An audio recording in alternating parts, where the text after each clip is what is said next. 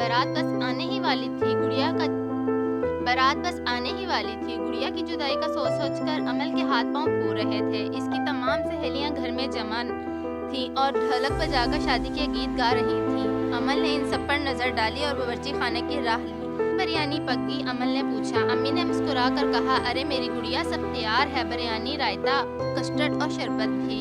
क्या बारात आ गई? तो नहीं, फरियाल ने कहा था वो 6 बजे आएगी। अभी इसकी बात मुकम्मल भी नहीं हुई थी कि शोर बुलंद हुआ और वो बात अधूरी छोड़कर बाहर की जानिब हुई। अम्मी मुस्कुराते हुए फिर खाने की जानिब मतवज्जा हो गई। की गुड़िया की शादी का सूट अम्मी ने खुद सिया था। सुख शरारा कुर्ती, इस पर छोटा सा दुपट्टा जिस पर लगाया गोटा अम्मी से पूछ कर अमल ने खुद टांगा था। फिर जहेज में इसने अपने हाथों से माचिस की खाली डिबियों से सोफा सेट बनाया था।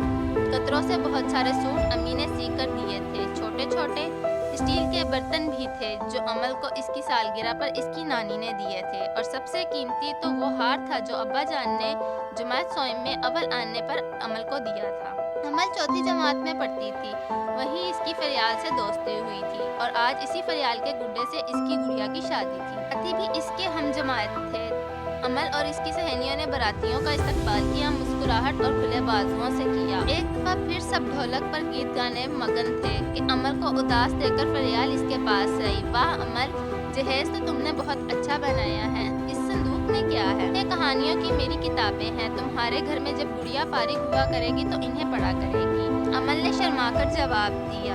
लो फरियाल, तो पूरा दिन तुम्हारी गुड़िया सब काम करवाएंगे? इसे फुर्सत मिलेगी तो पढ़ेगी ना। हम ना बोली तो सब हंसने लगे। नहीं, मैं कोई जालिम सास नहीं जो अपनी गुड़िया से सारा दिन काम करवाऊं। मैं तो इसे प्यार से रखूंगी और ये स्टोरीज तो हम मिलकर पढ़ेंगे। ओहो, हमना ने फिर चोट की। लेकिन फरियाल कुछ जवाब देती अल्तमश भाई निकाह पढ़ने आ गए।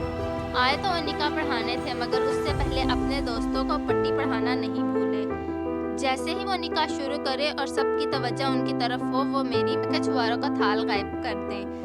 आखिर अमल ने पूरे 1 पाव छुआरे अब्बा जान से मंगवाए थे और अपने छोटे भाई को भी नहीं दिए थे। सजा तो मिलनी थी। सारी लड़कियां खामोश होकर बैठ गईं। अल्तमश भाई ने टोपी सर पर अच्छी तरह जमाई और अभी सिर्फ बिस्मिल्लाह पढ़ी थी, आवाज गूंजी, ठहरो, ये शादी नहीं हो सकती। सब ने दरवाजे की तरफ देखा जहाँ रानी गुस्से में भरी खड़ी थी। क्योंकि पहले तुमने मेरी गुड़िया का रिश्ता मांगा था और जब मैंने सारी तैयारियां कर ली तो तुम अमल की हाँ बारात लेके आ गई। मैं ऐसा हरगिज नहीं होने दूंगी। मेरा गुड्डा है, मेरी मर्जी, मैं किसी से भी शादी करूं। भी तुम्हारी गुड़िया मैट्रिक फेल है और मेरा गुड्डा MA पास। बयान ने तंग कर अपनी मालूमात का रोब झाड़ा। इस MA पास गुड्डे की तो ऐसी की तैसी। टॉफियां तुमने मुझसे खाई, रोज स्कूल में मेरे साथ खाती पीती रही और शादी अमल की गुड़िया से? ऐसा हरगिज नहीं चलेगा। रानी ने आगे बढ़कर फरियाल के बाल पकड़ लिए। फरियाल ने लात चलाई। फरियाल की सहेलियां इसे छुड़ाने आगे बढ़ी तो रानी की सहेलियों ने इन्हें पकड़ लिया। खूब धनका मस्ती हुई। किसी के बाल नोचे जा रहे थे, किसी की टांग मरोड़ी जा रही थी, कोई जमीन पर पड़ी करकरा रही थी तो कोई मुक्के बरसा रही थी। ये धमाका चौकड़ी सुनकर अम्मी अंदर आई तो हक्का बक्का रह गई। अमल और इसकी सहेलियां एक तरफ खड़ी थर-थर कांप रही थी। रानी और फरियाल अभी तक गत्थम गत्था थी। अम्मी की आवाज भी दोनों को होश में ना ला सकी तो इन्होंने आगे बढ़कर दोनों को छुड़ाया। ये क्या बदतमीजी है, इंसानों की तरह बात करो। तुम दोनों यही कुछ सीखने जाती हो स्कूल से?